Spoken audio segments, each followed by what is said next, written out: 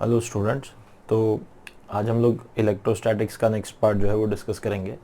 अब तक के 7 पार्ट्स हम लोग देख चुके हैं। इन 7 पार्ट्स में हम लोगों ने जो बेसिक था इलेक्ट्रोस्टैटिक्स का वो डिस्कस किया था, जिसमें हम लोग कूलम्स लॉ के बारे में भी डिस्कस कर चुके हैं और चार्जिंग और डिस्चार्ज चार्जिंग ऑफ बॉडी के बारे में भी डिस्कस कर चुके हैं।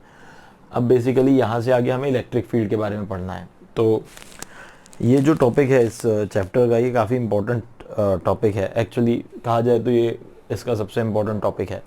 और इलेक्ट्रिक फील्ड जो है, फील्ड के बारे में जैसे हम बात कर रहे हैं, तो ये फील्ड हमें थोड़ा सा पहले तो समझना पड़ेगा। एक्चुअली इसका हमें फील लेना पड़ेगा। ये फीलिंग के ऊपर डिपेंडेंट है सारी चीज़।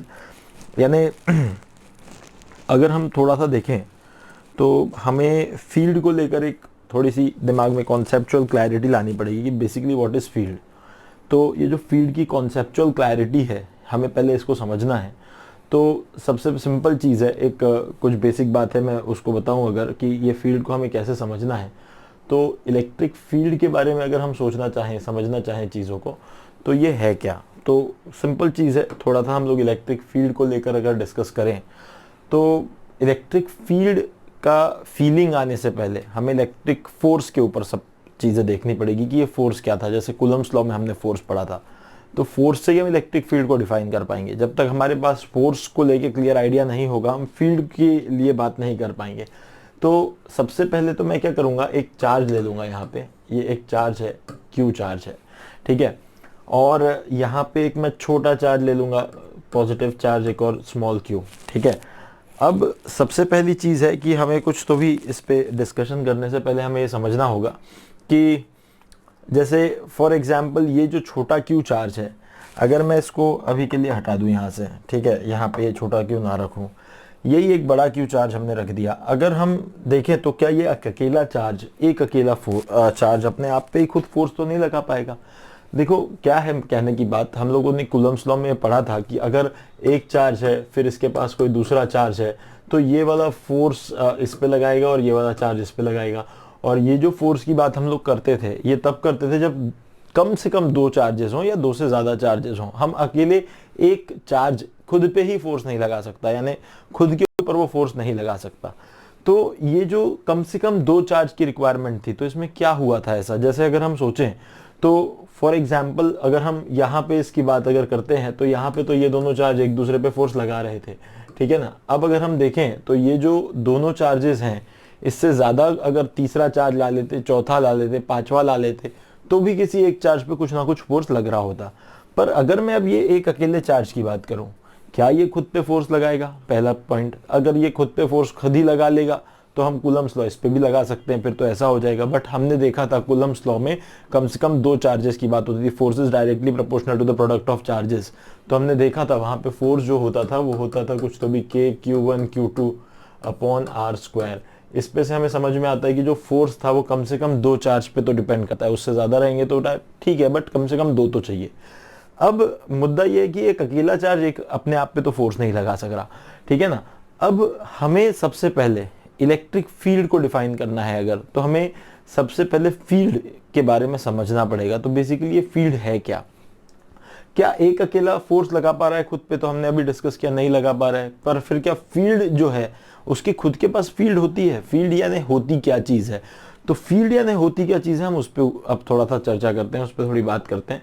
थोड़ा अगर हम इसको देखें तो मैं अभी के लिए क्या करूंगा कि एक यहाँ पे हमने सबसे पहले तो एक क्यू चार्ज ले लिया, ठीक है। और अब हम क्या करते हैं, एक ये जो स्पेस है इसमें मैं यहाँ कुछ दूर इसको इन्फिनिटी डिस्टेंस कह देता हूँ, और यहाँ पे मैं एक प्लस छोटा क्यू चार्ज रख देता हूँ। अगर मैं यहाँ पे एक प्लस छोटा क्यू चार्ज रख देता हूँ, तो क्या ये प्लस छोटा क्यू चार्ज जो है किसी भी तरीके से, क्योंकि वो इन्फिनिटी पे है, इन्फिनिटी बेसिकली दिमाग में मैथ्स को लेके इन्फिनिटी का मतलब कुछ और होता है। बट हम लोग अगर यहाँ चार्जेस के बारे में इन्फिनिटी डिस्टेंस की बात कर रहे हैं, तो मैं इसको समझाने के लिए एक मैग्नेट का एग्जांपल लेता हूँ। फॉर एग्जांपल अगर आपने एक मैग्नेट यहाँ रखा और एक मैग्नेट यहाँ रख दिया, यानी एक नॉर्थ पोल रख दिया, एक साउथ पोल रख दिया। पर एक बात ध्यान रखना, नॉर्थ और साउथ पोल अलग नहीं रख सकते हम। सबसे पहली बात, एक मैग्नेट है तो मैग्नेट के ऊपर दोनों पोल एक साथ को एग्जिस्ट करते हैं, पहली बात। ये मैंने सिर्फ समझाने के लिए लिखा है। अपोजिट पोल्स हैं मैग्नेट के, मैंने इसलिए कहा कि भाई चलो अपोजिट है तो they will attract each other, ये इसको इधर खींचेगा, ये इसको इधर खींचेगा, दे विल अट्रैक्ट, क्योंकि मैग्नेट को लेके हम इन बातों को अच्छे से समझ सकते हैं। पर देखो वही दोनों मैग्नेट अगर थोड़े ज्यादा दूरी पे रख दिए जाए, जब ज्यादा दूरी पे रखते हो ना तो वो दोनों एक दूसरे को खींच नहीं पाते, पर आप थोड़ा पास लाते हो, थोड़ा पास लाते हो तो एक ऐसा डिस्टेंस आता है जिसके बाद से एकदम अट्रैक्शन शुरू हो जाता है। यानी क्या हो गया, उस डिस्टेंस के बाहर रखा तो अट्रैक्शन या किसी भी तरह का कोई आप इफेक्ट एक दूसरे पे उसका नहीं देखते, पर जैसे ही आप एक रेंज के अंदर उनको लाते हो तो एकदम से अट्रैक्शन शुरू हो जाता है, या रिपल्शन, अगर सेम पोल्स है तो रिपल्शन शुरू हो जाता है। तो बात क्या हो गई कि ये एक पर्टिकुलर डिस्टेंस था, ये एक पर्टिकुलर डिस्टेंस था जिसपे इनके मैग्नेटिक फोर्सेस काम कर रहे थे, पर जैसे ही हम इसको इससे दूर रखते हैं और बाहर रख देते हैं तो यहाँ पे मैग्नेटिक फोर्सेस काम नहीं करते। एक्चुअली ये डिस्टेंस अगर हम देखें कुछ r1 डिस्टेंस, तो ये कोई इनफाइनाइट डिस्टेंस तो नहीं है। यहाँ पे मैग्नेट एक दूसरे पे काम नहीं कर रहे थे, यहाँ पे आते ही वो एकदम अट्रैक्ट होने लग गए, यहाँ पे काम नहीं कर रहे पर इधर आके एकदम अट्रैक्ट हो गए, तो क्या इसको आप इन्फिनिटी बोलोगे? According to mathematics infinity means very large value, but the thing is in physics अगर हम ऐसी फिजिकल क्वांटिटीज के बारे में बात करते हैं तो उसका मतलब कोई लार्ज वैल्यू नहीं होती, उसका मतलब ये इनफाइनाइट का मीनिंग सिर्फ ये है जहां पे वो एक दूसरे के ऊपर इफेक्ट डालना बंद कर दें, तो इसको थोड़ा समझना हमें पड़ेगा। तो बेसिकली इन्फिनिटी का मतलब वो नहीं है, ठीक है ना। तो अब हम अगर देखें इसको तो क्या होता है कि अगर हम देखें इसको तो इन्फिनिटी का मतलब बेसिकली वैसा नहीं है, ठीक है। अब अगर देखें तो इसको अगर देखा जाए तो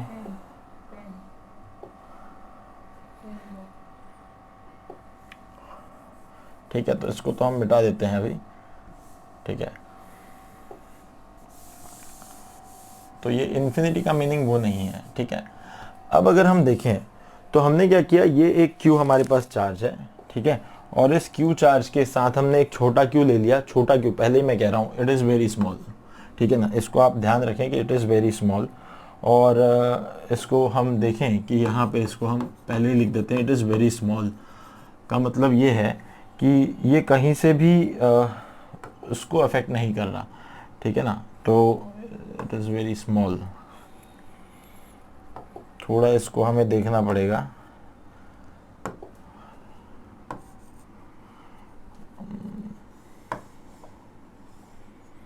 ओके,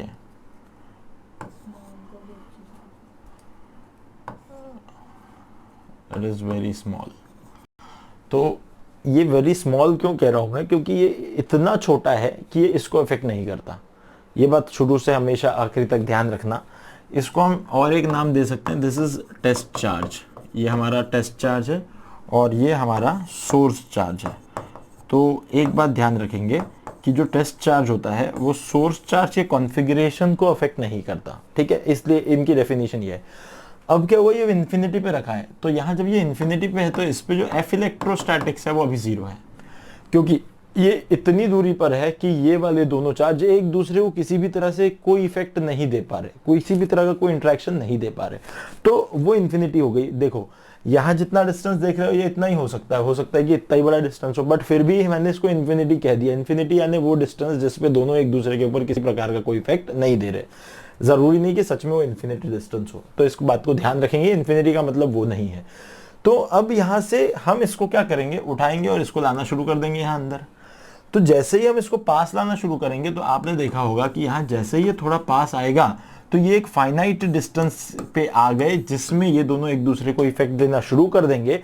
एक बात, ये जो सोर्स चार्ज है हम इसको फिक्स्ड रख देते हैं, ठीक है, इसको फिक्स्ड रख देते हैं। हम इसको उठा के इधर ला रहे हैं, ये बहुत छोटा सा चार्ज है, इतना छोटा चार्ज है कि ये इसके कॉन्फ़िगरेशन को या इसको कैसे भी इफेक्ट नहीं देगा। हम जब इसको उठा के यहाँ ला रहे हैं तो आप समझ लो कि आर दूरी तक आप आ गए।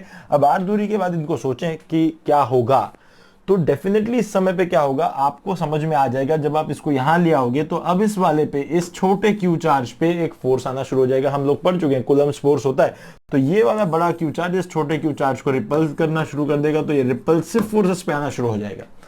पर ये रिपल्सिव फोर्स कैसा आएगा, सिंपल सी बात है, कैसे आए रिपल्सिव फोर्स भाई, जैसे आप इसको पास लाए तो along the line joining the two charges away from the positive capital Q charge, इस तरफ हमें फोर्स आना शुरू हो जाएगा। अब एक बात सोचो कि इधर ही फोर्स क्यों आया, तो ये भाई रिपल्शन है, तो अलोंग द लाइन तो ये रिपल्सिव फोर्स इस तरह आना शुरू हो जाएगा, ये हमें दिखता है।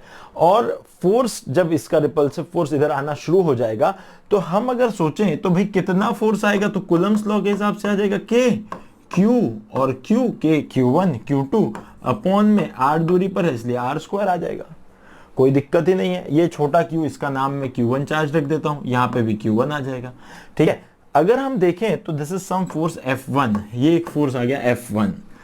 फॉर एग्जाम्पल मेरा अब इच्छा होता है, मैं अगर ऐसा सोचता हूं कि यहां से कोई इस तरफ से कोई एक और चार्ज मैं लाऊं, इधर से कोई एक चार्ज लाना शुरू करूं, यहां से कोई एक और चार्ज है, let it be some Q2 charge, इसको लाना शुरू कर दूं। अब यहां पे लाके मैंने ये Q2 चार्ज जो है इसको पॉजिटिव चार्ज Q2 को यहां लाके रख दिया, ये Q2 को लाके रख दिया। अब यहां से इसकी दूरी कुछ तो भी R2 हो गई मान लेते हैं। अब अगर देखें तो ये जो बड़ा Q है ये इस Q2 पे फोर्स उस तरफ लगाएगा, इस डायरेक्शन में फोर्स लगाएगा। अगर देखा जाए तो जैसे ये फोर्स F1 था वैसे यहाँ पे एक फोर्स आना शुरू हो जाएगा, late it be some F2, और अब ये F2 कितना होगा, तो now this will be K बड़ा Q Q2 अपॉन R2 का स्क्वायर। ये भी आपको समझ में आनी चाहिए चीज। This is force F1, this is force F2। अगर थोड़ी सी बात समझें तो इसको अगर देखा जाए तो यहाँ पे आपको एक चीज समझ में आएगी कि यहाँ इसके अंदर ये वाला फैक्टर और यहाँ इसके अंदर ये वाला फैक्टर सेम है यानी एक बात अगर मैं थोड़ी सी बोल दूं तो डिस्टेंस में तुम्हें r में डिफरेंस दिखता होगा। अगर मैं बोल दूं कि ये जो है ये वाला जो R2 है मैं इसको R ही रहने देता हूं, ठीक है। तो ये वाला भी डिस्टेंस R था और ये वाला भी डिस्टेंस R था, तो यहां से ये R2 वाला 2 हट जाएगा, और अगर ये हट जाएगा तो इस समय पर आप देख सकते हैं कि इधर पे जो है दिस इज ऑल्सो R2, इसको थोड़ा मिटाते हैं, दिस इज ऑल्सो R2, ठीक है। तो इसको अब हम लिख सकते, दिस इज R2 यानी R का स्क्वायर, इसको भी R बोल दिया, इसको भी R बोल दिया। तो अगर आप देखोगे अब ये KQ अपॉन R स्क्वायर, ये जो फैक्टर है, ये वाला जो फैक्टर है, ये फैक्टर अब आपको दिख जाएगा कि ये फैक्टर जो है ये फैक्टर सेम है, ये वाला फैक्टर सेम है। इसको अगर देखें हम तो यहाँ से ये वाला फैक्टर दोनों सेम है। अगर ऐसा किया जाए कि यहाँ से कोई और एक चार्ज ला दूं, मैं इसका नाम Q3 रख दूं, ये एक और Q3 पॉजिटिव चार्ज है और इसकी दूरी भी मैं इधर से R रख दूं, ठीक है।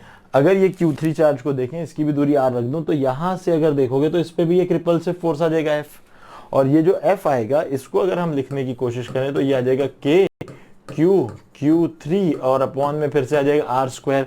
तो फिर आपको एक बात समझ में आएगी कि यहाँ पे अगर आप देखते हो तो ये फिर से ये वाला जो फैक्टर है KQ अपॉन R स्क्वायर, ये भी सेम है। यहाँ पे KQ अपॉन R स्क्वायर, यहाँ पे भी KQ अपॉन R स्क्वायर, यहाँ पे भी KQ upon R square.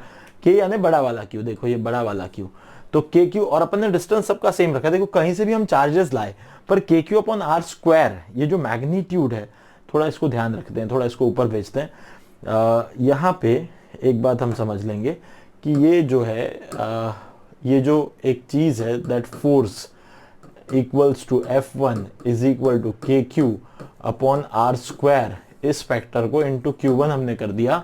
F2 को अगर आप लिखते हो तो ये हमने लिख दिया KQ अपॉन R स्क्वायर, ये एक और फैक्टर इंटू Q2 कर दिया, और हम F3 को लिख दें तो वो फिर आ जाएगा KQ अपॉन R स्क्वायर, और ये फैक्टर इंटू हमने कुछ Q3 कर दिया, ठीक है ना।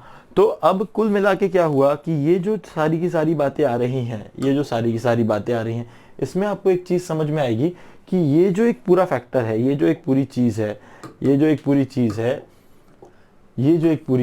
ये देखो ये एक सेम चीज आ रही है सबके लिए। अब इसको हम लोग थोड़ा सा डायग्रामेटिकली रिप्रेजेंट करें अगर, तो देखो हमने क्या किया, हमने ये किया कि एक बड़ा Q चार्ज हमने रख दिया यहाँ पे, हमने यहाँ से एक इस तरफ हमने यहाँ से क्या किया कि हमने एक यहाँ पे एक Q1 चार्ज रखा, ठीक है, यहाँ पे एक Q1 चार्ज रखा। उसके बाद में हमने यहाँ से क्या किया, यहाँ पे एक दूसरा हमने Q2 चार्ज रख दिया, और यहाँ पे हमने एक तीसरा Q3 चार्ज रख दिया। तीनों चार्जेस R दूरी पर ही थे, ठीक है। तो इन तीनों चार्जेस को एक चीज थी जो सेम मिल रही थी, और वो सेम मिलने वाली चीज क्या थी, तो वो था KQ अपॉन आर स्क्वायर। अब हम यहां से ये कह सकते हैं कि यहाँ पे और यहाँ पे एक चीज कॉमन है, और वो है KQ upon R square, KQ upon R square. तो ये जो फैक्टर है, ये जो चीज है, ये चीज सेम मिल रही है, बट सिर्फ अमाउंट, मैग्नीट्यूड में। अब मैग्नीट्यूड में KQ अपॉन आर स्क्वायर मिल रही है। देखो इसमें अगर हम Q1 पे फोर्स देखें तो एक स्पेशल चीज समझो, Q1 पे जो फोर्स होगा वो Q1 पे फोर्स की डायरेक्शन क्या होगी, तो Q1 पे फोर्स की डायरेक्शन ये थी, वैसे ही Q2 पे फोर्स की डायरेक्शन ये थी, और वैसे ही अगर हम Q3 पे बात करें तो Q3 पे फोर्स की डायरेक्शन ये थी। This was F3, this was F1 and this was F2। तो इस तरीके से अगर देखा जाए तो फोर्सेस की डायरेक्शन अलग अलग थी, बट डिस्टेंस सेम होने के कारण KQ upon R square same था। अब एक बात सोचें, तो हम इस फोर्स F1 की अगर बात करें, हमें अभी क्या करना है, हमें ना एक चीज डिफाइन करनी है, दैट इज फील्ड। देखो ये जो KQ अपॉन आर स्क्वायर है ना, ये KQ अपॉन आर स्क्वायर, ये बेसिकली एक ऐसी फिजिकल क्वांटिटी है जो इस कैपिटल Q के लिए डिफाइन हुई है। तो ये कैपिटल Q के लिए क्या डिफाइन हुआ है, हमें इस पे बात करनी है। तो हम क्या करेंगे, हम इसको थोड़ा सा इसको ले जाते हैं। तो ये KQ अपॉन आर स्क्वायर को अगर हम डिफाइन करना चाहें तो हम कैसे डिफाइन करें, तो देखो हम क्या करते हैं, पहले तो हम फोर्स 1 को लिखते हैं। फिर से फोर्स 1 क्या आ जाएगा, KQ upon R square into Q1 आ जाएगा यहाँ से, ठीक है। अब KQ upon R square into Q1। अब अगर हम देखें कि अगर Q1 की वैल्यू हम 1 कूलम ले लें, यानी यूनिट चार्ज ले लें, so this F1 will become what, F1 will become what, it is KQ upon R square into 1 coulomb, ठीक है। अगर हम कह दें कि this is nothing but this KQ upon R square is, अगर हम 1 कूलम के लिए लिख दें तो हम इसको कैसे डिफाइन कर सकते हैं, देखो हम इसको कैसे डिफाइन कर सकते हैं, इसको हम डिफाइन कर सकते हैं that KQ upon R square is the force experienced by 1 coulomb charge. KQ upon R square is nothing but the force experienced by 1 coulomb charge. तो एक्चुअली यही देखा जाए तो यही डेफिनेशन ऑफ इलेक्ट्रिक फील्ड है, एक्चुअली यही definition of electric field है। तो अब अगर हम डिफाइन करना चाहें, देखो अभी जो भी हमने किया ये जस्ट एक प्रोसेस था जिसमें हमें समझना था कि इलेक्ट्रिक फील्ड क्या है। अगर हम इलेक्ट्रिक फील्ड को डिफाइन करना चाहें, इलेक्ट्रिक फील्ड की डेफिनेशन को अगर हम देखें, तो इलेक्ट्रिक फील्ड की डेफिनेशन है, it is the force experienced by unit positive, अच्छा यूनिट के साथ एक चीज और है, यूनिट के साथ मुझे एक बात जोड़ देनी है, unit positive charge, it is the force experienced by unit positive charge, ठीक है, यूनिट पॉजिटिव चार्ज। तो यूनिट पॉजिटिव चार्ज, अब force experience per unit positive charge, sorry इसको थोड़ा सा करेक्ट करना पड़ेगा, force experience per unit positive charge, पर यूनिट पॉजिटिव चार्ज। तो अगर हम इसको लिखना चाहें, देयरफॉर इलेक्ट्रिक फील्ड को अगर हम लिखना चाहें तो इलेक्ट्रिक फील्ड क्या हो गया, electric field is equal to force upon 1 coulomb या फिर 1 कूलम प्लस 1 कूलम, ठीक है, यूनिट पॉजिटिव चार्ज। फोर्स पर unit positive charge is electric field. तो अगर हम चाहें तो अब हम इलेक्ट्रिक फील्ड को ऐसा भी लिख सकते हैं, electric field is equal to force upon charge, unit positive charge इसलिए प्लस, तो ये जो आ गया electric field basically it is force पर यूनिट पॉजिटिव चार्ज, ठीक है। अब एक बात समझें कि ये जो फील्ड है electric field, it is force पर यूनिट पॉजिटिव चार्ज। तो फील्ड अगर डिफाइन करना है तो इलेक्ट्रिक फील्ड को अगर हम वेक्टर फॉर्म में लिखना चाहते हैं तो ये वेक्टर F अपॉन Q हो जाएगा, क्योंकि ये जो Q है ये तो एक स्केलर क्वांटिटी है। तो जो भी कोई हमें फील्ड का मैग्नीट्यूड है, देखो फील्ड का मैग्नीट्यूड कैसे निकालेंगे, तो फील्ड का मैग्नीट्यूड तो हमने देखा अभी कैसे निकालना है कि फोर्स अपॉन चार्ज कर देना है, फोर्स अपॉन चार्ज कर देने से फील्ड का मैग्नीट्यूड तो आ जाएगा, बट व्हाट अबाउट डायरेक्शन, तो डायरेक्शन में फोर्स अपॉन चार्ज, चार्ज जो है वो चार्ज का तो खुद का कोई डायरेक्शन है नहीं क्योंकि वो एक स्केलर क्वांटिटी है। तो जो फोर्स का डायरेक्शन होगा, एक बात समझेंगे कि जो फोर्स का डायरेक्शन होगा, फोर्स का डायरेक्शन ही फील्ड का डायरेक्शन होगा। तो फोर्स का जो डायरेक्शन है, direction of force, direction of force experienced by unit positive charge, direction of force experienced by unit positive charge is direction of field. तो अब हमें डायरेक्शन ऑफ फोर्स जो है वो देखना पड़ेगा, और वही जो डायरेक्शन होगा वही फील्ड का डायरेक्शन होगा। तो अब अगर अपन इसको यहाँ से देखें, अगर इसको कंक्लूड करना चाहें, तो देखो सबसे पहली बात, एक बात समझ लो कि यहाँ पे एक पॉजिटिव चार्ज है, ठीक है। यहाँ से इन्फिनिटी से आप एक टेस्ट चार्ज उठा के ले आओ, ये इन्फिनिटी मान लो, यहाँ पे इन्फिनिटी से आप एक प्लस छोटा क्यू चार्ज उठा के ले आओ, ठीक है। जब आप प्लस छोटे क्यू चार्ज को लाके यहाँ रखोगे, ठीक है, एक बात समझ के चलेंगे, ये वेरी स्मॉल, ये इसलिए वेरी स्मॉल क्योंकि ये इसको कहीं से भी अफेक्ट ना करे। इसी का नाम हमारा टेस्ट चार्ज है और इसी का नाम हमारा सोर्स चार्ज है, और हम क्या कर रहे हैं, इसको उठा के ला रहे हैं, ये कुछ स्मॉल आर दूरी पे ला लिया हमने। तो अब इसने कितना फोर्स एक्सपीरियंस किया, तो इसने फोर्स एक्सपीरियंस किया के क्यू अपॉन आर का स्क्वायर, ये आर वो दूरी हो गई। तो जो इलेक्ट्रिक फील्ड है वो मैग्नीट्यूड में वो कितनी आ गई, के क्यू अपॉन आर का स्क्वायर, दैट इज फोर्स। एक काम करते हैं, इसको लिखते हैं इस तरीके से। तो जो इलेक्ट्रिक फील्ड आ गई वो आ गई force upon charge, unit positive charge. तो फोर्स उठा के यहाँ रख दें, तो यहाँ फोर्स उठा के रख दें तो क्या बनेगा, electric field equal to K Q और अपॉन में छोटा आर अपॉन में क्यू, तो ये क्यू तो cancel. So electric field is equal to क्या आ गई, K Q upon R square. इसको समझेंगे, this is the electric field. थोड़ा सा पीछे जाएंगे वापस, तो आप एक बात समझ लें, ये जो इलेक्ट्रिक फील्ड का हमें इक्वेशन मिल रहा है, ये इलेक्ट्रिक फील्ड का इक्वेशन हमें इस कैपिटल क्यू का मिल रहा है, यानी ये जो इलेक्ट्रिक फील्ड है ये इस कैपिटल क्यू चार्ज की है। ये electric field capital Q charge की है, जिसमें ये स्मॉल क्यू चार्ज को हमने लाया, ये स्मॉल क्यू चार्ज ने फोर्स एक्सपीरियंस किया, इतना फोर्स स्मॉल क्यू चार्ज ने एक्सपीरियंस किया, इसका फोर्स पर यूनिट चार्ज यानी ही इस बड़े वाले टेस्ट सोर्स चार्ज की इलेक्ट्रिक फील्ड है। तो electric field of source charge is equal to K Q upon R square. अब किसी की भी इलेक्ट्रिक फील्ड हम इस तरह लिख सकते हैं। अगर हम ये बात समझ सकते हैं तो अब हम अगर डायरेक्शन की बात करें इसके, तो direction of electric field is given by the direction of force experienced by test charge is given by the force experienced by the test charge। तो अब थोड़ा ध्यान रखेंगे कि ये अपने पास अपना सोर्स चार्ज है, ठीक है। यहाँ पे आप ले आए थे अपने छोटे वाले टेस्ट चार्ज को, this is point charge, test charge, आप छोटा क्यूटी ला लिए। यहाँ से अब इसके ऊपर जो फोर्स है वो ये वाला फोर्स है, ठीक है। तो यहाँ से ये दूरी हो गई आर। सो जो फोर्स के वेक्टर की डायरेक्शन होगी वही इलेक्ट्रिक फील्ड की होगी। तो electric field is equal to vector form is equal to q plus force का direction vector upon plus q. तो यहाँ से जो हमें मिल गई ये हो गया डायरेक्शन ऑफ इलेक्ट्रिक फील्ड। तो this is the direction of electric field. यहाँ आप सीधे सीधे देखेंगे ये चीज आपको दिख रही है, direction of electric field is given by the direction of force experience by the test charge. तो ये अपना टेस्ट चार्ज है, इसने जिस डायरेक्शन में फोर्स एक्सपीरियंस किया उसी डायरेक्शन में इलेक्ट्रिक फील्ड होगी।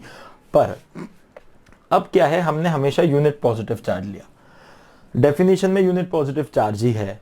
पर व्हाट अबाउट नेगेटिव चार्ज, तो कोई दिक्कत की बात नहीं है। नेगेटिव चार्ज होगा तो क्या होगा, कोई दिक्कत नहीं है। ये अपना सोर्स चार्ज है, ठीक है, इसके पास आप नेगेटिव चार्ज को ले आओ, माइनस क्यू को ले आओ। जब आप माइनस क्यू को लाओगे ये आर दूरी पर आ गया। जब आर दूरी पे माइनस क्यू को रखोगे तो फोर्स की डायरेक्शन क्या होगी, अब क्या ये वाला सोर्स चार्ज उसको धक्का मारेगा या अट्रैक्ट करेगा। तो डेफिनेटली इस केस में आपको पता चलना चाहिए कि अब क्या होगा, अब होगा अट्रैक्शन। अब अगर अट्रैक्शन होगा तो अट्रैक्शन के लिए फोर्स कुछ इस तरह दिखेगा। तो यहाँ पे आ गया वेक्टर एफ का डायरेक्शन। तो जो इलेक्ट्रिक फील्ड का वेक्टर हो गया ये हो गया वेक्टर एफ का अपॉन माइनस क्यू लिख दो। तो जो अब इलेक्ट्रिक फील्ड है, इलेक्ट्रिक फील्ड का डायरेक्शन है, आपको यहाँ पे तो हमेशा प्लस ही लिखना है। तो आपके पास अब ऑलरेडी फोर्स ही नेगेटिव है तो वही डायरेक्शन इलेक्ट्रिक फील्ड का भी होगा, डेफिनेशन चेंज नहीं होगी, ये बात ध्यान रखेंगे। जो डेफिनेशन इलेक्ट्रिक फील्ड की है वो वही रहने वाली है। अपने आप फोर्स का डायरेक्शन आपको दिख रहा है कि it is now towards QS, source charge. तो अब ये जब QS की तरफ आ गया तो आपने फोर्स अपने आप इधर दिखा दिया, तो इलेक्ट्रिक फील्ड भी इधर आ गया। इसको अगर कंक्लूड करूं मैं तो एक बड़ा सिंपल सी चीज मैं लिख सकता हूं यहाँ पे, कि जैसे मान लेते हैं कि यहाँ पे इलेक्ट्रिक फील्ड है, ठीक है, ये ये अपने क्या बोलते हैं, ये इस पे अपन ने रख दिया इलेक्ट्रिक फील्ड, ऐसा लिख दिया इलेक्ट्रिक फील्ड। यहाँ पे आपके पास एक सोर्स चार्ज है, ठीक है, ये इलेक्ट्रिक फील्ड है। अब एक काम करते हैं, इसको पहले थोड़ा समझते हैं, वेट, इसको थोड़ा सा मिटाता हूँ मैं, ठीक है, इसको रहने देते हैं, इसको थोड़ा समझते हैं। जैसे कि मैंने पहले भी कहा था, अभी अपन ने शुरुआत में देखा था, ये एक सोर्स चार्ज है, ठीक है ना। तो यहाँ से आप एक लाए थे जब, यहाँ पे आप एक लाए थे जब, तो यहाँ पे जब आपने Q1 चार्ज लाया था तो यहाँ आपको इलेक्ट्रिक फील्ड लाइन इस तरह दिख रही थी, ये इलेक्ट्रिक फील्ड E1 वेक्टर हो गया, क्योंकि फोर्स F1 वेक्टर उधर था। इसी तरीके से जब आप इधर कहीं चार्ज रखोगे लाके, ये Q2 चार्ज रखोगे, तो इसका इलेक्ट्रिक फील्ड डायरेक्शन E2 ही हो जाएगा, ठीक है, क्योंकि फोर्स उस पर उधर रहेगा। फिर आप कहीं से यहाँ से कोई चार्ज ला के रख दो, जैसे यहाँ पे कोई चार्ज ला दिया आपने, तो ये वाला आपने चार्ज इधर ला दिया, यहाँ पे कोई चार्ज ला के रख दिया आपने, समझ लो Q3, तो इस Q3 के लिए ऊपर जाएगी इलेक्ट्रिक फील्ड, ठीक है ना। थोड़ा देख लो इधर पे, है ना, एक मिनट, इसको अपन देखते हैं। तो ये देखो, Q3 ऊपर है, तो ये Q3 इधर लाए तो इस पे E3 ऊपर दिखेगा। फॉर एग्जाम्पल यहाँ पे आपने कोई चार्ज ला के रख दिया Q4, तो यहाँ पे इलेक्ट्रिक फील्ड क्या दिखेगी आपको, E4 दिखेगी, देखो जरा देखो, ये दिख जाएगी। फिर आपने क्या किया, यहाँ से कोई चार्ज इस तरफ लाए, यहाँ पे कोई चार्ज ला ली, तो अपना सोर्स चार्ज है ही है, ठीक है। अब यहाँ पे आपने कोई तो भी क्या चार्ज ला लिया Q5, तो इसकी इलेक्ट्रिक फील्ड, अब इसके लिए इलेक्ट्रिक फील्ड E5 इधर दिखेगी, ये भी इसको इधर धक्का मारेगा, ठीक है। अब यहाँ पे कोई एक और चार्ज है, ठीक है, इसका नाम लगा देते हैं Q6, तो ये Q सोर्स इसको कहाँ धक्का मारेगा, नीचे की तरफ धक्का मारेगा, तो इसकी इलेक्ट्रिक फील्ड कुछ इधर आ जाएगी E6। यहाँ पे कोई सोर्स चार्ज आ गया आपके पास, यहाँ पे आ गया Q7, तो इसके लिए इलेक्ट्रिक फील्ड लाइन फोर्स जो है वो इस तरफ आ जाएगा, तो E7 इस तरफ आ जाएगी। अगर आप देखोगे तो ऐसे E1, E2, E3, E4 इधर, E5 इधर, E6 इस तरफ नीचे की तरफ, E7 नीचे इस तरफ। तो आप एक बात सोचो, ये जो अपन ने बीच में लिया था, ये एक पॉजिटिव Q चार्ज लिया था अपन ने, है ना, पॉजिटिव चार्ज। इस पॉजिटिव चार्ज की फील्ड देखो हर जगह कैसी, बाहर की तरफ है, बाहर की तरफ, बाहर की तरफ, बाहर की तरफ, है ना। अब अपन क्या करते हैं, इसको ना थोड़ा सा ड्रॉ करने की कोशिश करते हैं, इसको ड्रॉ करने की कोशिश करते हैं। देखो जरा, जैसे ये मेरे पास प्लस Q चार्ज हो गया, इसकी फील्ड अगर मैं किसी भी पॉइंट पे इधर देखता हूं तो इधर दिखेगी, इधर वाले किसी पॉइंट पे देखता हूं तो इधर दिखेगी, इधर वाले किसी पॉइंट पे देखता हूं तो इधर दिखेगी, इधर वाले किसी पॉइंट पे देखता हूं तो इधर दिखेगी, इधर वाले पे देखता हूं इधर दिखेगी, इस तरीके से दिखेगी। यानी इसका मतलब एक बात तो हो गई, यहां एक चीज कंक्लूड कर लो, तो electric field due to positive charge is always radially outwards, is always radially outwards। ये बात समझ में आनी चाहिए, सारे कोई पॉजिटिव चार्ज ले लो, उससे इलेक्ट्रिक फील्ड जो है it is always radially outward, it is always radially outward. अगला क्वेश्चन आएगा कि सर फिर बताओ नेगेटिव की क्या होगी। कोई दिक्कत नहीं है, नेगेटिव की भी बना देते हैं। मान लेते हैं अब अपना सोर्स चार्ज नेगेटिव है, ठीक है ना, मान लेते हैं अब अपना सोर्स चार्ज नेगेटिव है। तो अपना सोर्स चार्ज अगर नेगेटिव है तो इस सोर्स चार्ज को नेगेटिव लेके चलते हैं। अब देखो ये अपने पास एक बड़ा सा सोर्स चार्ज है नेगेटिव, मान लो अब इस सोर्स चार्ज के पास आप यहाँ उठा के ले आए एक, ठीक है, यहाँ उठा के ले आए एक Q1 चार्ज, ये पॉजिटिव Q1 चार्ज है, ये नेगेटिव चार्ज इसको अपनी तरफ खींचेगा, यानी फोर्स आएगा अंदर की तरफ। फोर्स अगर अंदर की तरफ आएगा तो फील्ड भी कहाँ आएगी, अंदर की तरफ, ये अंदर की तरफ आ गई। इसकी नेगेटिव सोर्स चार्ज की फील्ड किसकी हो रही है, ये तो भी टेस्ट चार्ज है, मैंने पहले ही बताया था। टेस्ट चार्ज बहुत छोटा होता है, उसकी बात नहीं कर रहे हम, सिर्फ उसको उठा के ला रहे फोर्स को ढूंढने के लिए। फोर्स क्योंकि अकेला सोर्स चार्ज अपने आप पे नहीं लगा सकता, फोर्स लगाने के लिए कोई दूसरा चाहिए। फोर्स लगेगा तो किसी और पे लगेगा, खुद एक पे थोड़ी लग जाएगा, कम से कम दो चाहिए ना फोर्स के लिए, तो इसलिए ये दोनों चाहिए। तो इस पे फोर्स देख रहे हैं हम लोग, इसके कारण इस पे फोर्स देख रहे, ठीक है, और ये फोर्स पर यूनिट चार्ज यानी इसकी इलेक्ट्रिक फील्ड है बड़े वाले की, सोर्स चार्ज की, ठीक है। तो अब इस पे देखेंगे अगर, तो ये वाला क्या हो रहा है, इसको अंदर की तरफ खींचेगा क्योंकि ये नेगेटिव है, ये अपना कौन सा चार्ज है, ये नेगेटिव चार्ज है, यहाँ पे लगा देता हूँ नेगेटिव है। अब मान लो कि इधर पे कोई और पॉजिटिव चार्ज आ गया एक और, इसका नाम Q2 रख देते हैं, तो ये वाले चार्ज को ये अंदर की तरफ खींचेगा। देखो ये इलेक्ट्रिक फील्ड का डायरेक्शन है, एक्चुअली ये फोर्स का डायरेक्शन ही किसका डायरेक्शन है, इलेक्ट्रिक फील्ड का, तो ये अंदर की तरफ खींचेगा तो यही फील्ड का डायरेक्शन है, ये वाला E2 का डायरेक्शन। यहाँ पे कोई एक और देख देते हैं Q3 नाम का चार्ज। अब ये जो Q3 नाम का चार्ज अपन ले लेते हैं, ठीक है, Q3 नाम के चार्ज को ये अपने तरफ खींच लेगा, ऐसा खींच लेगा, तो ये E3 फील्ड आ गई यहाँ पे कोई अपने पास आ गया, समझ लो Q4 नाम का चार्ज, ये भी पॉजिटिव चार्ज है, ये इसको खींच लेगा अपनी तरफ, तो ये आ गई इसकी E4। यहाँ पे कोई अपने पास आ गया Q5 नाम का चार्ज, ये इसको खींच लेगा अपनी तरफ, ये आ गई इसकी E5 नंबर की फील्ड। ऐसे ही आप कहीं भी रखो, ये वाला Q6 नाम का चार्ज है, ये पॉजिटिव चार्ज है, फिर फील्ड अंदर की तरफ। अच्छा, ये जो सारी की सारी फील्ड की बात हो रही है, ये फील्ड ये सोर्स चार्ज की फील्ड है। किसकी फील्ड है ये सारी, सोर्स चार्ज की। तो पॉजिटिव सोर्स चार्ज था तो फील्ड पूरी बाहर की तरफ थी, निगेटिव चार्ज है तो फील्ड पूरी अंदर की तरफ है। तो यहां से आपको एक बात समझनी पड़ेगी, कि जब भी कभी निगेटिव चार्ज होगा तो electric field lines negative charge की अंदर की तरफ होगी, रेडियली इनवर्ड होगी। रेडियली कैसी होगी, इनवर्ड। तो यहां लिख लेते हैं, for negative charge the electric field line is radially inward यानी अंदर की तरफ। तो बस यहाँ पे अब दो बातें फाइनली कंक्लूड कर लेंगे अपन। Positive charge field outside, field outside, field outside, field outside, outside, outside, outside. Negative charge field inside, field inside, field inside, field inside, inside, inside, inside, इनसाइड। अब एक बात और, ये जो फिगर बनाया ना, इसको मिसइंटरप्रेट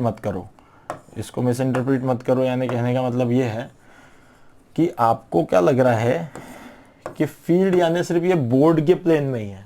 गलत है।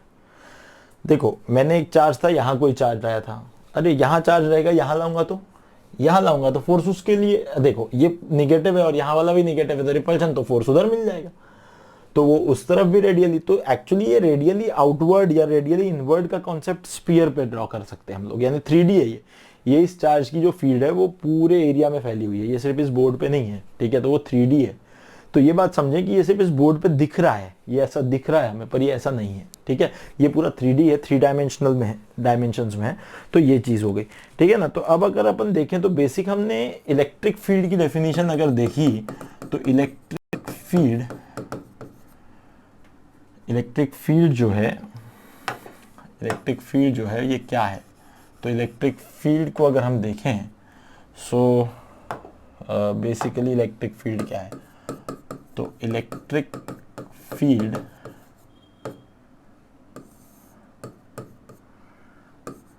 It is defined as the force experienced per unit positive charge. अब ये एक बात हो गई, force experience per unit positive charge. और इलेक्ट्रिक फील्ड जो है it is force vector upon charge, है ना। तो बेसिकली एक फोर्स का फॉर्मूला और आ गया हमारे पास, Q इंटू वेक्टर E। कहीं कहीं डायरेक्ट इलेक्ट्रिक फील्ड दी जा सकती है, तो चार्ज से मल्टीप्लाई कर दो तो आपको इलेक्ट्रिक फील्ड मिल जाएगी, ठीक है। ये एक इंपॉर्टेंट फॉर्मूला आ गया अपने पास, इसका ध्यान रखेंगे, ठीक है ना। ये एक इंपॉर्टेंट फॉर्मूला आ गया। इसके बाद डायरेक्शन से पहले अपन ऐसा बोल देते हैं कि electric field is a vector quantity, ये बात इंपॉर्टेंट है, इसको ध्यान रखेंगे। And its direction is given by the direction of Coulomb's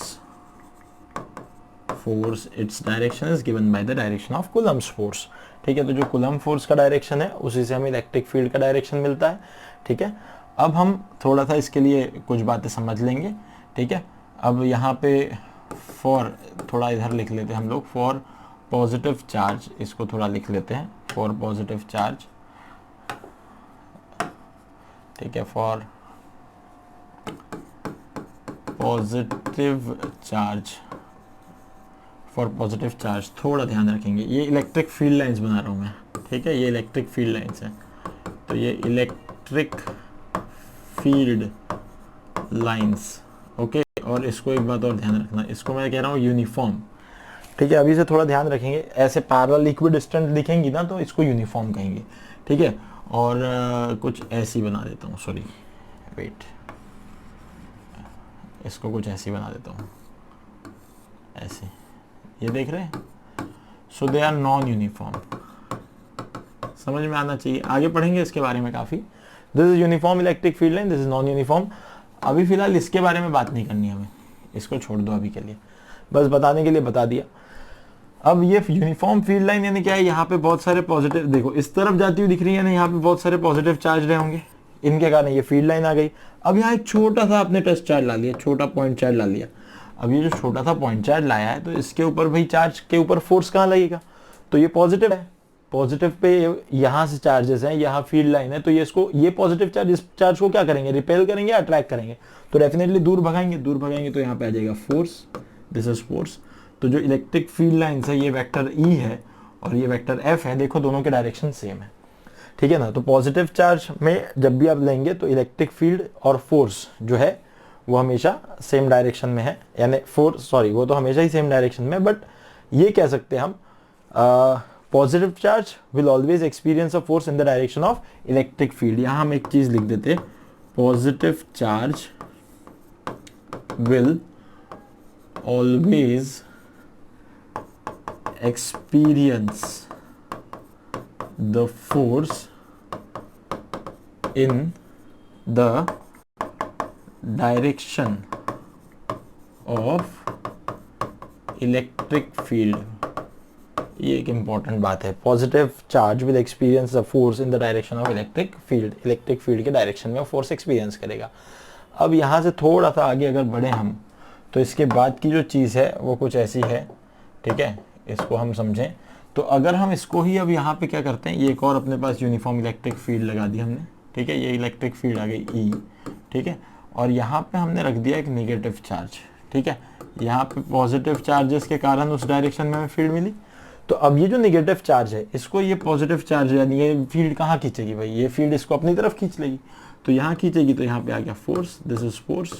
अब थोड़ा देखो ई और एफ के डायरेक्शन को, ऊपर वाले केस में क्या हो रहा था, ऊपर वाले केस में क्या हो रहा था, देखो थोड़ा सा, यहाँ पे ई और एफ का डायरेक्शन दोनों ही कैसा था, सेम, और यहाँ पे एफ पीछे जा रहा है, ई आगे जा रहा है, यानी जब भी कभी हम किसी इलेक्ट्रिक फील्ड में नेगेटिव चार्ज को रखेंगे तो उस पे आने वाला जो फोर्स है वो फील्ड से कैसा आ रहा है, अपोजिट। तो बस हमें यहाँ पे ये बात लिख लेनी है, तो negative charge will experience the force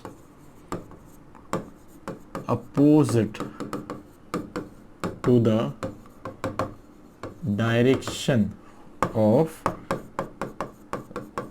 electric field। इस बात को समझें, एक्चुअली वेरी इंपॉर्टेंट थिंग्स, ये भी इंपॉर्टेंट है बहुत, ठीक है ना, this is also very important and sorry this thing is also very important. यहाँ से अगर देखें हम, so this thing is also very important, very important thing, ये भी बहुत इंपॉर्टेंट है, ये भी बहुत इंपॉर्टेंट है, इसका ध्यान रखेंगे, ठीक है। तो इसको थोड़ा लिख लेंगे, जब भी कभी पॉजिटिव चार्ज को फील्ड में लिखोगे रखोगे तो वो फील्ड के डायरेक्शन में ही फोर्स एक्सपीरियंस करेगा, और जब भी कभी आप नेगेटिव चार्ज को किसी फील्ड में रखोगे तो जो फोर्स होगा नेगेटिव चार्ज में वो फील्ड से डायरेक्शन से अपोजिट होगा, ठीक है। तो ये बात भी हो गई, अभी हमने फील्ड की बात कर ली, फील्ड की बारे में सब चीज़ें देख ली। अब हमारे पास मेन जो मुद्दा है वो ये है कि हमें थोड़ा इसके यूनिट्स के बारे में भी सोचना पड़ेगा, तो यूनिट्स के बारे में बात कर लेते हैं, ठीक है ना। तो यूनिट्स के बारे में बात करते हैं, डायमेंशन के बारे में बात करते हैं, ठीक है। तो इसके साथ साथ आप लोग नोट्स भी बनाते चलें, नोट्स भी इसके साथ साथ कंटिन्यू करना है, ठीक है ना। तो अब अपन थोड़ा सा इसके बारे में बात करते हैं, units and dimension of electric field, electric field का यूनिट एंड डायमेंशन। ठीक है, तो again very simple. So by definition, what is definition of electric field? It is the force experienced by a unit positive charge. So electric field is equal to vector E equals to क्या हो जाएगा, vector F upon plus Q। तो आपको बड़ा आसानी से समझ में आता है, फोर्स अपॉन चार्ज, फोर्स का यूनिट कौन है, फोर्स का यूनिट है न्यूटन, चार्ज का यूनिट है coulomb. So unit of electric field, unit of electric field is Newton पर कूलम, इज न्यूटन पर कूलम। इसको बड़ा अच्छे से ध्यान रखेंगे, इट इज न्यूटन पर coulomb. Unit of electric field is Newton पर कूलम। इसके बाद हमारे पास आती है बात डायमेंशन की, है ना। तो जो डायमेंशन है थोड़ा सा समझ लें, डायमेंशन ऑफ फोर्स, फोर्स का डायमेंशन तो हम सीधे सीधे मास इनटू एक्सेलरेशन लिखते हैं, तो आपको पता होगा m1 l1 t-2 लिखा जाता है उसका डायमेंशन। और जो चार्ज का डायमेंशन हम लिखते हैं तो इसको लिखा जाता है करंट से। तो current is rate of flow of charge, that is charge upon time. तो करंट को कई बार बड़े आई से रिप्रेजेंट किया जाता है, इनटू टाइम हो जाएगा तो t1 लिखा जाएगा। तो current is charge upon time, तो टाइम उधर चला जाएगा तो I1 into t1। I1 is for current. किसी किसी किताब में I की जगह कैपिटल A भी लिखा जाता है, थोड़ा ध्यान रखेंगे।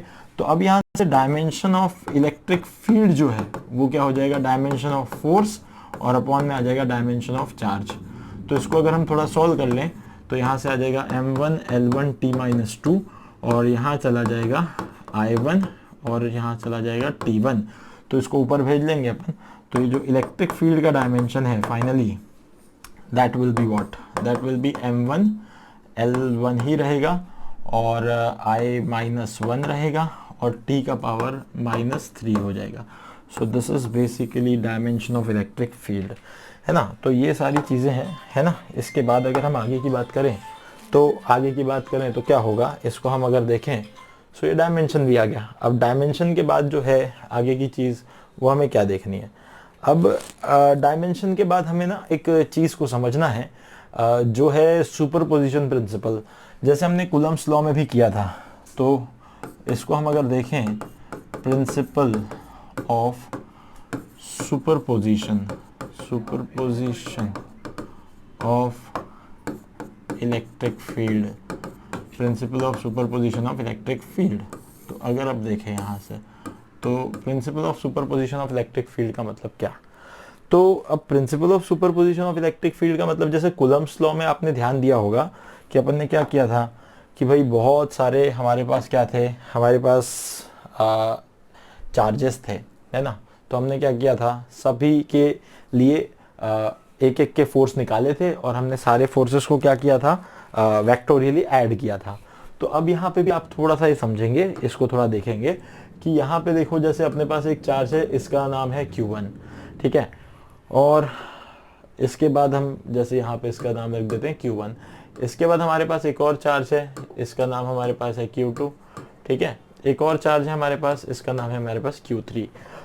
अब हमने एक पॉइंट ले लिया है P। हमें इस P पे ना इन सब चार्जेस के कारण इलेक्ट्रिक फील्ड निकालनी है। आपको बहुत अच्छे से पता है कि मैंने अभी बताया था, देखो ये प्लस Q1 है, ये प्लस Q2 है, ये प्लस Q3 है, ठीक है। तो इन चार्जेस की अपनी अपनी इलेक्ट्रिक फील्ड लाइंस हैं, और हमें जिस पॉइंट पे निकालना है, बस हमें क्या करना है, वहां से एक रेडियली लाइन ड्रॉ कर देनी है। तो यहाँ से अब हम P तक जाना चाहेंगे, तो आपको समझ में आ रहा होगा, this can be the electric field, this can be the electric field due to charge Q1। देखो एक बात समझ लो, इलेक्ट्रिक फील्ड एक अकेले की भी रहती है, ठीक है, एक अकेले की ही रहती है। अगर हम फोर्स की बात करेंगे तो कम से कम 2 होना चाहिए, 2 से ज्यादा चार्ज होने चाहिए। तो इस अकेले चार्ज की अपनी खुद की फील्ड तो है ही, जैसे अपन सोर्स चार्ज की, बड़े सोर्स चार्ज की निकाल रहे थे, तो ये अपनी आप इसकी एक फील्ड हो गई। यहाँ Q2 चार्ज है, इसकी अपनी फील्ड क्या होगी, तो इससे आप P पॉइंट तक की एक जोड़ दो लाइन, तो ये वाली हो गई, ये हो गई एक E1, ये वाली हो गई एक E2। आप अगर चाहोगे Q3 से तो P पॉइंट तक जोड़ दो, so it will be what, E3। तो ये 3 वेक्टर्स हो गए, this is E1, this is E2, this is E3। इनका कुछ भी डिस्टेंस हो सकता है, let it B R1, late it B R2, late it B R3। So vector E resultant इनका will be vector sum of all the 3 fields, E1 vector plus E2 vector plus E3 vector। इन तीनों ही vector का हमने क्या कर दिया, सम कर दिया, और हमें जो रिजल्टेंट फील्ड थी P पॉइंट पे वो मिल गई, ठीक है, तो इस तरीके से पी पॉइंट पे रिजल्टेंट फील्ड निकाल सकते हैं, ठीक है ना। तो this is called principal of superposition. Principal of superposition का मतलब किसी भी पॉइंट पे इसको हम थोड़ा यहाँ लिख सकते हैं, ठीक है ना। Principle of according to principle of superposition, according to principle of superposition, the resultant of electric field at any point due to many charges is the vector sum of electric field due to individual charges is vector sum of electric field due to individual charges। Her individual charge के कारण जो भी field आएगी उन सब का vector sum हम कर देंगे अगर, so that will be the total electric field at that point, ठीक है। तो ये एक बात हो गई सुपरपोजिशन की, है ना। तो अब ये एक चीज़ हो गई, हमने क्या किया, हमने अब तक एक काम करते हैं, एक और टॉपिक को थोड़ा कवर कर लेते हैं, है ना, और फिर उसके बाद हम एक बार इस पे आते हैं। तो एक सिंपल चीज़ हम पहले समझ लेते हैं, electric field due to point charge, electric field due to point charge, किसी पॉइंट चार्ज की इलेक्ट्रिक फील्ड, ठीक है। तो अब हम अगर किसी पॉइंट चार्ज की इलेक्ट्रिक फील्ड निकालना चाहते हैं, तो ये हमारा अपना सोर्स चार्ज हो गया भाई, इसकी फील्ड निकालनी हमने। तो यहाँ से हमें एक टेस्ट चार्ज लाना पड़ेगा, ठीक है, ये अपना एक छोटा टेस्ट चार्ज हो गया। हम इस टेस्ट चार्ज को यहाँ तक ले आएंगे, this is plus Q test charge, यहाँ तक ले आए हम। It is again very small, keep this thing in mind. Field निकालने के लिए फोर्स देखना पड़ेगा, तो हम इसको आर दूरी पर ले आए, यहाँ पे मिल गया हमें force experience by unit test charge. So electric field of source charge is nothing but the force experienced by test charge per unit test charge। तो force experienced by test charge इसको कितना फोर्स मिला, तो ये मिला k q source charge into test charge upon r का square, ठीक है ना। अब इसके अगर आगे बढ़ें तो this is electric field due to source charge equal to force जो है टेस्ट चार्ज का, that is k q s Q T upon R square upon test charge का क्यू टी, ये कैंसिल हो गया। So electric field source charge की क्या आ गई, K Q S upon R square. आपको समझ में आ रहा होगा, ये वही फैक्टर है जो एकदम शुरू में मैंने बताया था। सो this is nothing but this is very important, very important expression. इसको आप बिल्कुल कभी नहीं भूलेंगे, इसको यहाँ लिख लें, ये है it is nothing but the electric field due to a source point charge।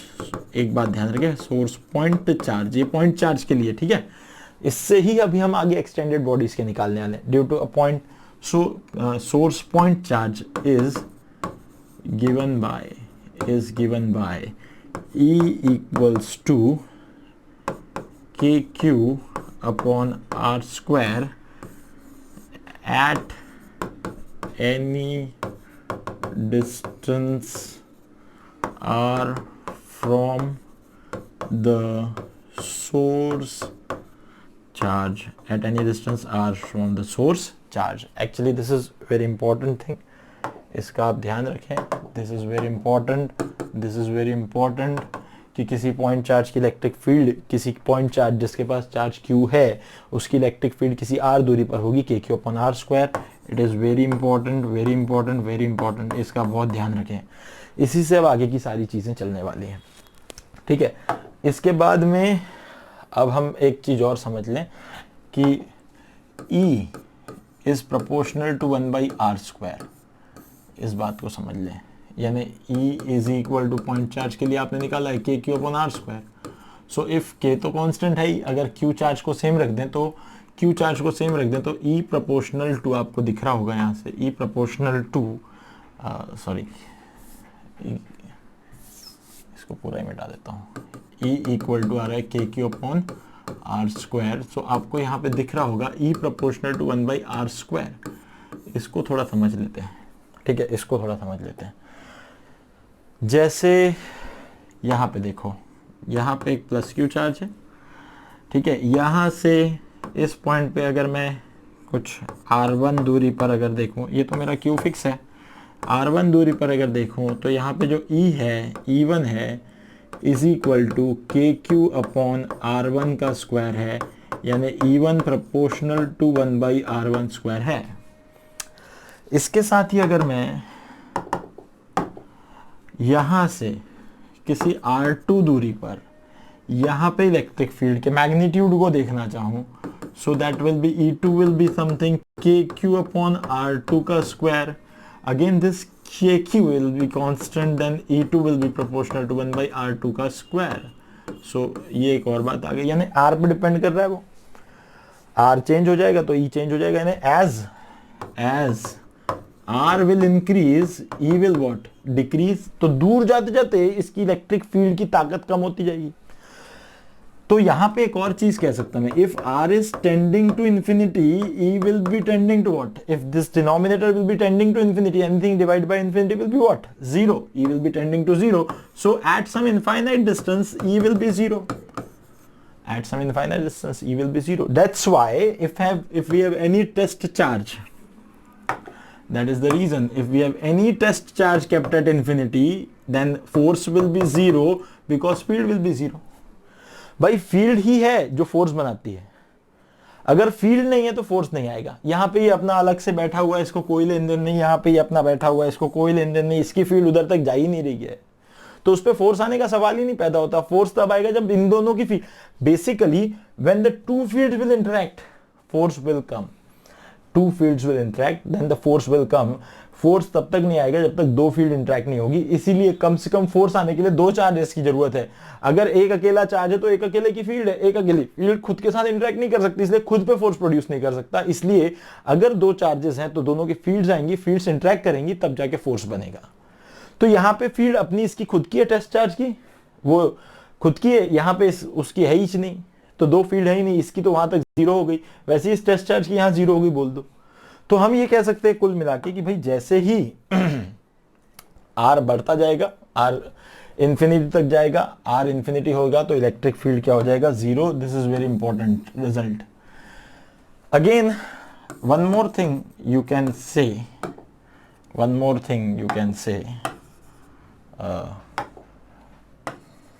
ठीक है, one more thing you can say, graph देखा जाए, graph of E versus R for point charge, तो आपको दिख रहा है E proportional to 1/r square, so nature will be rectangular hyperbolic. सभी लोग जानते हैं हाइपरबोलिक क्या होता है। अभी E proportional to 1/r square, it is rectangular hyperbolic. बनाने की कोशिश करेंगे ग्राफ, कैसा बनेगा, तो ये बन जाएगा कुछ ऐसा। This is the R, this is E, ठीक है, ऐसा है। हमारे पास अभी थोड़ा सा बनाने की जगह है, तो हम थोड़ा सा इसको अच्छा बना सकते हैं ना। इसको यहाँ से जाएं, कुछ तो भी बना सकते हैं यहाँ पे अपन। तो वेट,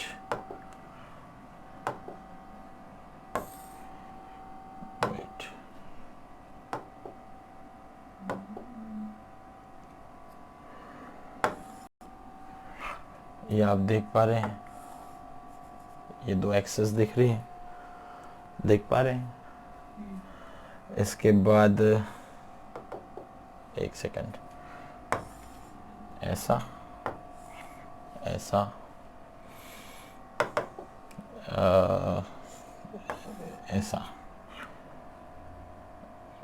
या फिर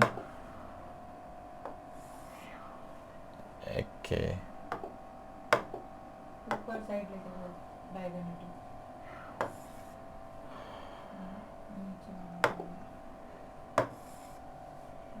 नीचे जाना पड़ेगा उस पॉइंट से।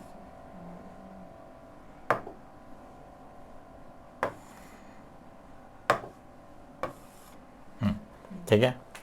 सो this is the axes system. सोच रहे हैं, समझ रहे हैं हम लोग भी अभी। तो ये एक हो गया।